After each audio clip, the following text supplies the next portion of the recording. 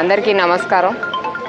ఏదైతే TDP party ప్రతిపక్షంలో ఉన్నప్పుడు ఏదైతే అనుమానం వ్యక్తం చేశామో, ఈ కల్తీ నెయ్యి పైన అనుమానం వ్యక్తం చేశామో, అది హైకోర్టు ఆధ్వర్యంలో, సుప్రీంకోర్టు ఆధ్వర్యంలో, అలాగే సిట్టు దర్యాప్తులో కూడా అది నిజమని తేలింది.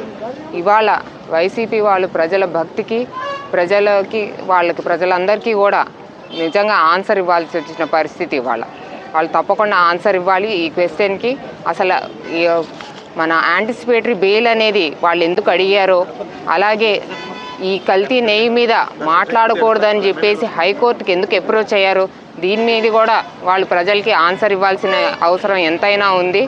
అలాగే ప్రజల భక్తితోటి, మన మత ధర్మంతో చెలగాట్లాడిన ఈ వైసీపీ ఎంత నీచానికి దిగజారిందో ఇవాళ ప్రజలందరూ కూడా ఈ సుప్రీంకోర్టు ఆధ్వర్యంలో జరిగిన సిట్ విచారణలో తేలింది. నిజంగా ఈ వైసీపీ గతంలో ఈ వైసీపీ ప్రభుత్వం చేసిన దుర్మార్గం అంతా కూడా ఇవాళ ప్రజలకి కళ్ళకి అసలు కనపడే విధంగా కూడా ఇవాళ మన కల్తీ లడ్డు అనేది ప్రజల ఆరోగ్యంతో చెలగాటం ఆడారు. ఒక్క చుక్క నిజమైన పాలు కూడా లేకుండా అన్ని రసాయనాలతో కలిపి ఇవాళ తిరుపతి లడ్డు అనేది గతంలో తయారు చేశారు. ఆ లడ్డు తింటే అసలు పిల్లలు కానీ, పిల్లల నుంచి పెద్దల వరకు కానీ వాళ్ళ ఆరోగ్యం కూడా పూర్తిగా క్షీణించే పరిస్థితి ఉంది.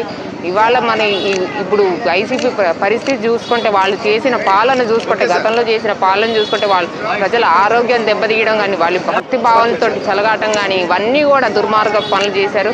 వీటన్నిటి కూడా ఆన్సర్ ఇచ్చే పరిస్థితి వాళ్ళకి ఉంది.